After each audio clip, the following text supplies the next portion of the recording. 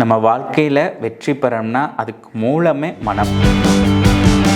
நேர்மறையான இருக்கக்கூடிய மனது கொண்ட மனிதர்களால் தான் மகத்தான சாதனைகள் பண்ண முடியும். நடக்கக்கூடிய ஒரு சாதாரண விஷயத்தை கூட பூதாகரமாக பார்ப்பாங்க. எப்போ பார்த்தாலும் ஒரு குறைகளாகவே பார்க்கக்கூடிய அந்த மனசு இருக்கும். அந்தரியாமையில் உள்ள ஒரு ப்ராசஸ் 1, ப்ராசஸ் 2 இருக்கும். அந்த பயிற்சிகள் அவங்க அட்டன் பண்ணும்போது என்ன ஆகும்னா அவங்க மனசு வந்து ரொம்ப ஸ்ட்ராங் ஆகிடும்.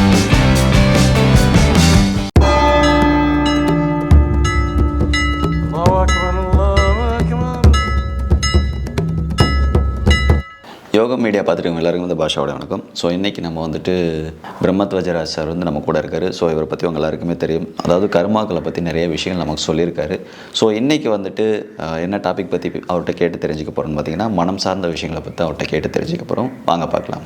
சார் வணக்கம். வணக்கம். எப்படி இருக்கீங்க sir? Super super sir. Sir இன்றைக்கி மனம் சார்ந்த விஷயங்களை பற்றி உங்கள்கிட்ட கேட்டு தெரிஞ்சுக்கலாங்கிறதுக்கு வந்துருக்கோம்.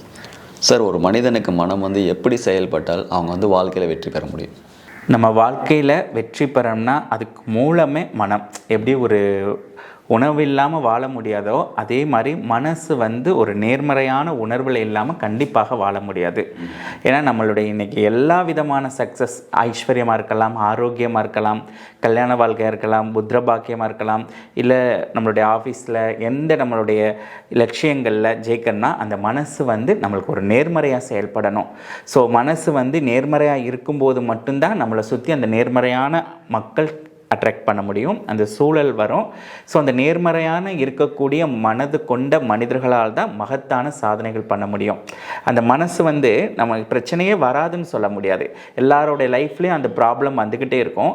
அந்த பிரச்சனைகள் வரும்போது கூட யார் மனசு ரொம்ப பாசிட்டிவாக இருக்காங்க, அந்த பிரச்சனைகளை கூட ஒரு பிரச்சனைன்னு பார்க்காம அந்த மனதால் அது நம்மளுக்கு கொடுக்கப்பட்ட சேலஞ்சஸ்ன்னு பார்த்து ஒரு நேர்மறையான அணுகுமுறையில் அந்த பிரச்சனைகளை அணுகக்கூடிய அந்த மனம் படைத்தவர்கள் எல்லாருக்குமே வெற்றி பெற முடியும். அப்பேற்பட்ட ஒரு மன உணர்வுகள் இருக்கவங்களுக்கு தான் அந்த வாழ்க்கையில் அடுத்தடுத்த வெற்றிகள் பெற முடியும். அந்த வாழ்க்கையும் ரொம்ப ஆரோக்கியமாகவும் ரொம்ப வளமை நிறைந்ததாகவும் இருக்கும். சார், ஒரு மனிதனுக்கு எதிர்மறையான எண்ணங்களாகட்டும் உணர்வுகளாகட்டும் அப்படி இருக்கும்போது வாழ்க்கையில் எந்தெந்த மாதிரியான பாதிப்புகள் ஏற்படும் சார்?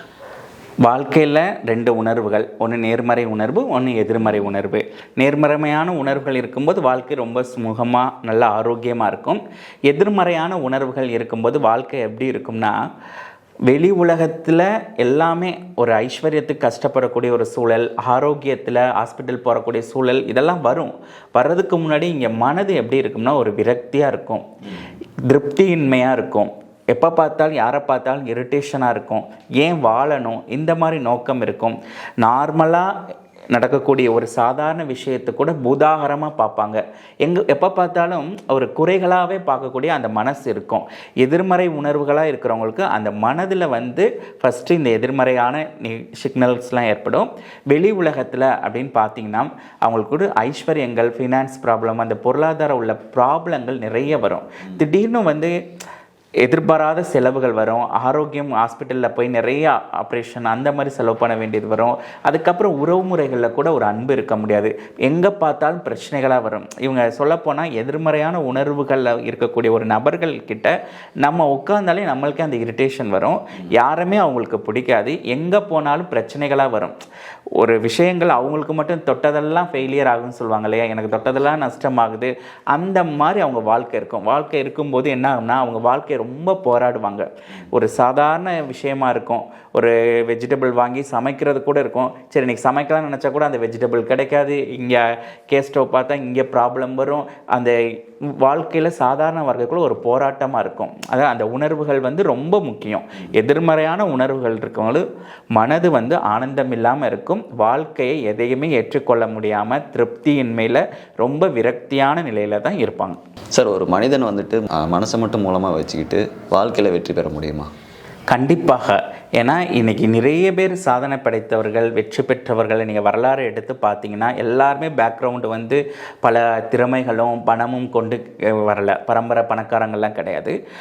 ஆவரேஜாக 70-80% மக்கள் என்ன பண்ணுறாங்கன்னா வாழ்க்கையில் நான் வெற்றி பெறணும்னு சொல்லி அந்த மனதை அவங்கள லட்சியத்தை நோக்கி பிரயாணம் பண்ண வச்சு ரொம்பவும் பாசிட்டிவாக வைக்கும்போது அவங்களுக்கு அது சம்மந்தப்பட்ட சூழ்நிலைகள் ரொம்ப அழகாக மாறும்.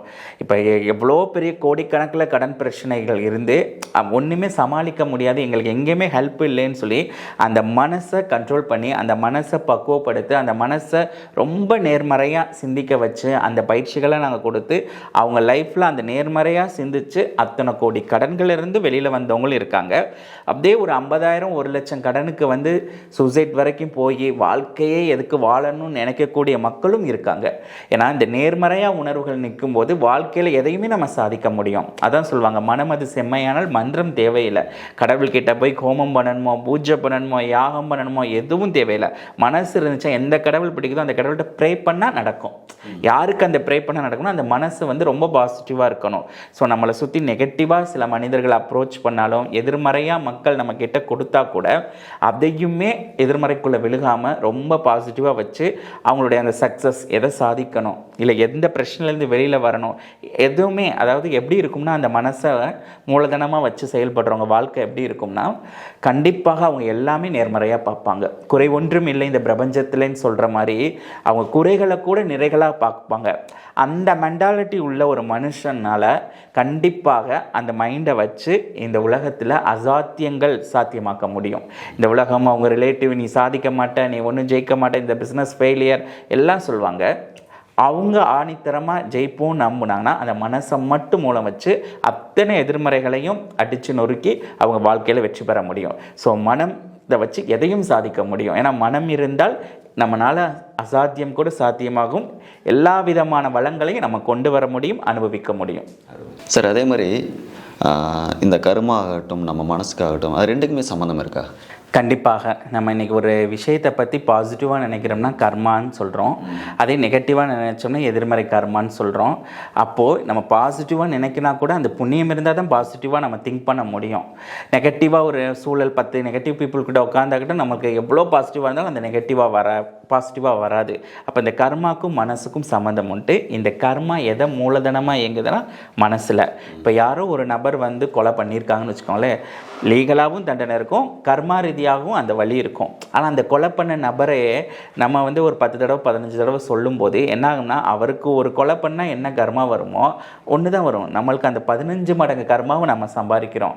அதான் இந்த பிரபஞ்சத்தில் வந்து எதிர்மறைகளை நம்ம பேச பேச பேச நம்ம லைஃப்பில் எதிர்மறை கொண்டு வராமல் இல்லாமல் நம்ம எந்த வீட்டில் வாழ்கிறோமோ அந்த வீட்டில் எதிர்மறை, நம்ம யார் மேலே அட்டாச் வச்சுருக்கோமோ குழந்தைகள் மேலே, மனைவி மேலே, அம்மா அப்பா மேலே, அவங்களுக்கும் அந்த கர்மாவை வந்து நம்ம பரப்பிக்கிட்டு இருக்கோம். ஸோ அப்போ அந்த மனசில் எவ்வளோ எதிர்மறையாக ஃபீல் பண்ணுறோம், அந்த மனசில் எதிர்மறையாக உணர்கிறோம்.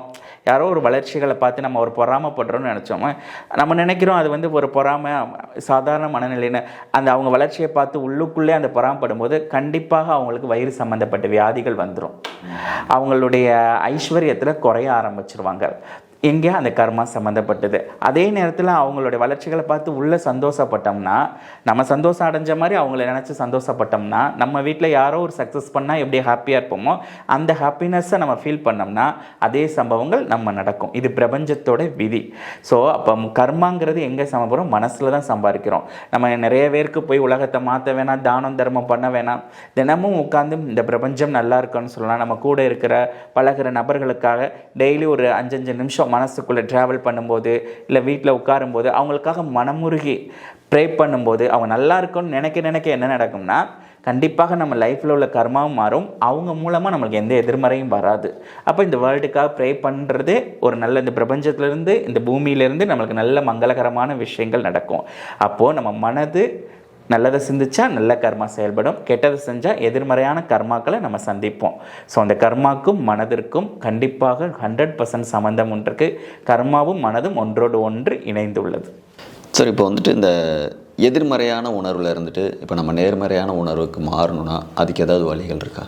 நிறைய வழிகள் இருக்குது. எல்லா வழிகளும் நம்ம இந்த வீடியோவில் சொல்ல முடியாது. எல்லாரும் பயன்படுற மாதிரி சுலபமான வழிகள். ஏன்னா நம்மளுடைய பயிற்சியில் டீப்பாக அட்டன் பண்ணுறவங்களுக்குலாம் ஒவ்வொரு விதமான டெக்னிக்கல் அந்த பயிற்சி சொல்லி கொடுத்துருக்கோம். எல்லாரும் ஃபாலோ பண்ணக்கூடிய, நம்மளுக்கு லைஃப்பில் உட்காந்துருப்போம், திடீர்னு நம்மளுடைய பிஸ்னஸ் பற்றியோ இல்லை நம்ம பொண்ணு பையனுடைய எதிர்காலத்தை பற்றியோ எதிர்மறையாக சிந்திச்சுக்கிட்டு இருப்போம். லைஃப்பில் நம்ம சக்ஸஸ் ஆகுமா இல்லை நம்மளுடைய நோய் சரியாகுமா, இந்த மாதிரி எதிர்மறையான உணர்வுகள் இருந்து டக்குன்னு வெளியே வரணும் அப்படின்னு நினச்சிங்கன்னா ஒரு 21 மினிட்ஸ் என்ன பண்ணணும்னா கண்களை மூடி உங்களுக்கு எந்த தெய்வம் பிடிக்குதோ அந்த தெய்வத்தை மனதார வேண்டி இந்த பிரபஞ்சத்தில் உள்ள நல்ல மங்களகரமான சக்திகள் பரவட்டும், இங்கே உள்ள எல்லா ஜீவராசிகளும் வரட்டும்னு சொல்லி நீங்கள் மனதார அந்த இறைவன் 21 மந்த்ஸ் திரும்ப திரும்ப அந்த வார்டை சொல்லிக்கிட்டு இருக்கணும். இந்த பிரபஞ்சத்தில் ஒரு மங்கள சக்திகள் கிடைக்கட்டும், நல்ல சக்திகள் கிடைக்கட்டும், இறைவா கொடுன்னு சொல்லி அந்த 21 நிமிஷங்கிறது ஒரு பிரெயினில் ஒரு ஷிஃப்ட் நடக்கும். அந்த 21 மினிட்ஸ் அதே வேர்டை திரும்ப திரும்ப திரும்ப ஒரு பாசிட்டிவாக அந்த கடவுள் எந்த கடவுள்கிட்டையோ மனதார உளமாற வேண்டிக்கோங்க. இனி பிரபஞ்சத்திட்ட அந்த வேண்டிட்டு அதுக்கப்புறம் நீங்கள் என்ன பண்ணணும்னா ஒரு கண்ணாடி பவுலில் எடுத்து ஒரு கிளாஸ் நிறைய தண்ணீர் வச்சு அந்த தண்ணீரை வச்சு இந்த பிரபஞ்சத்தில் நல்ல விஷயங்கள் நடக்கட்டும்னு ஒரு 7 நிமிஷம் சொல்லிட்டு இல்லை ஒரு 7 தடவை கூட சொல்லிட்டு அந்த தண்ணியை உங்கள் வீட்டில் உள்ள இல்லை பப்ளிக்கில் உள்ள ஏதாவது ஒரு செடிக்கு ஊற்றிடுங்க. ஊற்றும் போது என்ன நடக்கும்னா நம்மளுடைய மனதோடைய உணர்வுகள்லேருந்து டக்குன்னு ஒரு பாசிட்டிவ் சிக்னலுக்குள்ளே போயிடுவோம். நம்மளே யோசிப்போம், நம்ம அப்போ ஒரு பிரச்சனையை பற்றி எதிர்மறையாக செஞ்சுக்கிட்டு இருப்போம், இப்போ பாசிட்டிவாக திங்க் பண்ண ஆரம்பிச்சிடும். இப்படி சமாளிச்சிடலாமா, இது இவ்வளோதானா அப்படின்னு நம்மள அறியாமல் நம்மளுடைய ஆத்ம சக்தி ஸ்ட்ரென்த் ஆயிரும், அந்த மனசும் ஒரு பாசிட்டிவாக ஆயிரும். ஓ சூப்பர், நல்ல வழி ஒரு சொல்லியிருக்கீங்க டிப்ஸு. சார் சொன்னார் இல்லையா, அது சுலபமான ஒரு விஷயந்தான். ஸோ நிச்சயமாக அதை நீங்கள் ட்ரை பண்ணி பாருங்கள். சரி, இப்போது எல்லாரோடைய மனசையும் வந்துட்டு பாசிட்டிவாக வச்சுக்கிறதுக்காக உங்கள் பயிற்சி வகுப்பில் நீங்கள் எந்த மாதிரியான பயிற்சிகள் கொடுக்குறீங்க? ஸோ நார்மலாக 50% வந்து எல்லோரும் ஃபாலோ பண்ணுற மாதிரி ப்ராசஸ் நம்ம கொடுத்துட்ருக்கோம். சில பேருக்கு வந்து கர்மா வெரி ஸ்ட்ராங்கடாக இருக்கும். இப்போ அவங்க கர்மா ஸ்டாப் பண்ண நிப்பாட்டியிருக்கலாம், முன்னாடி செய்த கர்மா அவங்களுடைய ஜெனட்டிக்கலாக அவங்களுடைய பித்ரு கர்மா, டிஎன்ஏ கர்மா இதெல்லாம் இருக்கும்போது நம்ம என்ன தான் பாசிட்டிவாக நினைக்கணும்னு ட்ரை பண்ணாலும் முடியாது. அதுதான் ஒரு சக்தின்னு சொல்லுவாங்க இல்லையா. எப்படி நம்மளுடைய உணர்வுகள் நம்ம கண்ட்ரோலில் கிடையாது. நம்மளை திடீர்னு நம்மளுக்கு ஒரு விஷயங்கள் ட்ராக் ஆகி நம்ம கோவப்பட்டுருவோம், சில இடங்கள் நம்மளை அறியாமல் வந்துடும். அது மாதிரி நம்ம பாசிட்டிவாக திங்க் பண்ணணும்னா அந்த கண்ட்ரோல் நம்மளை மீறி சில எதிர்மறை சக்திகள் நம்மளுக்கு இருக்கும். அந்த எதிர்மறை சக்திகளை ஆர்வம் மூலமாக பார்த்து ஸோ அவங்களுக்குள்ள அந்த கர்மாக்களில் ஃபஸ்ட்டு கிளியர்னஸ் கொடுத்துருவோம். அந்த கர்மாக்கள்லாம் பண்ணிவிட்டு அதுக்கப்புறம் நம்மளுடைய அந்தரியாமையில் உள்ள ஒரு ப்ராசஸ் 1 ப்ராசஸ் 2 இருக்கும். அந்த பயிற்சிகள் அவங்க அட்டன் பண்ணும்போது என்ன ஆகும்னா அவங்க மனசு வந்து ரொம்ப ஸ்ட்ராங் ஆயிரும். என்ன பண்ண போகிறோம்னா அவங்க இந்த ப்ராசஸ்லாம் அட்டன் பண்ணிட்டாங்கன்னா அவங்க வாழ்க்கையில் பிரச்சனையே வராது, ரொம்ப ஹாப்பியாக இருப்பாங்கன்னு சொல்ல வரல. பிரச்சனைகள் இருக்கும். பிரச்சனைகள் இல்லாமல் ஒரு எந்த ஜீவராசிக்கும் இந்த உலகத்தில் வாழ்க்கை கிடையாது. ஸோ ஒரு பாம்பை எடுத்திங்கன்னா கீரி பிள்ளைக்கு பயப்படும், ஸோ ஒரு தவளை எடுத்திங்கன்னா பாம்புக்கு பயப்படும். மனுஷன் என்ன பயப்படுவான், ஷேர் மார்க்கெட்டில் பயன்படுவான், கடன்காரனுக்கு பயன்படுவான், குழந்தையோட எதிர்காலத்தை பயன்படுவான். இப்படி மனுஷங்களோட வாழ்க்கை ஏதோ ஒரு சவால்களாக இருக்கும். ஆனால் அவங்க மனசை ரொம்ப ஸ்ட்ராங் பண்ணி அந்த ப்ராசஸில் பயிற்சிகள் அட்டன் பண்ணும்போது எவ்வளோ பெரிய அந்த லோன்லி தனிமை இருந்தாலும் சரி, எவ்வளோ பெரிய பயங்கள் இருந்தாலும் சரி, அந்த பயத்தை சம்ஹாரம் பண்ணுவோம். சம்ஹாரம் பண்ணால் அவங்களுள்ள ஆள் மனசு ப்ரோக்ராம்களை அழிஞ்சு ஸோ எல்லாத்தையும் சமாளிக்கக்கூடிய ஆத்ம சக்தி வந்துடும். வாழ்க்கையில் அந்த போராடக்கூடிய எப்போ பார்த்தாலும் எதிர்மறையாக ஒரு கிரைண்டர் மிக்ஸி மாதிரி உள்ளுக்குள்ளே ஓடிக்கிட்டே இருக்கிற அந்த மனசு ஸ்டாப் ஆகும். நம்மளுடைய பயிற்சிகள் மூலமாக அது ஸ்டாப் ஆகி அவங்க மனசு அங்கே ஒரு நிசப்தம் இருக்கும், அந்த அமைதி இருக்கும். அந்த ப்ராப்ளம் வந்தாலும் அந்த ப்ராப்ளத்தை ஒரு வாரியர் பர்சனாலிட்டியோடு அவங்க ஜெயிச்சு அந்த வாழ்க்கையில் வந்து அந்த மனசை பாசிட்டிவாக வச்சு இந்த பூலோகத்தில் இருக்கிற வரைக்கும் ஆரோக்கியமான பயணங்களும், பூலோகம் முடிஞ்சு அவங்க அடுத்த ஆன்மீக ட்ராவலான மறு ஜென்மம் இல்லை வேறு ஒரு லோகங்கள் பயணங்களை கூட அவங்களுக்கு ஹெல்ப்ஃபுல்லாக இருக்கிற மாதிரி நம்மளுடைய ப்ராசஸ் வடிவமைச்சிருக்கோம். Super sir, super. ஒரு மனுஷனுக்கு மனம் எப்படி இருந்தால் வாழ்க்கை அதன்படி நடக்கும் அப்படின்ற மாதிரி நிறையா விஷயங்கள் சார் நம்மளோட ஷேர் பண்ணிட்டாரு. அது மாதிரி பயிற்சிகளும் கொடுத்துட்ருக்காங்க. ஸோ அந்த ஒரு எதிர்மறையான உணர்வுகளை வந்துட்டு எப்படி வந்து நேர்மறையான உணர்வுகளாக மாற்றி நம்ம வாழ்க்கையில் சந்தோஷமாக வாழ்கிறது அப்படிங்கிறதுக்கு பயிற்சியும் கொடுத்துட்ருக்காங்க. ஸோ கீழே டிஸ்பிளே நம்பர் ஓடி இருக்குது, அந்த நம்பருக்கு கான்டெக்ட் பண்ணி பேசிக்கலாம். ரொம்ப நன்றி சார். நன்றி சார். இதே மாதிரி அடுத்த இன்னொரு பதில் வந்து உங்களை பார்க்குறேன். அது வரைக்கும் பாஷா, நன்றி.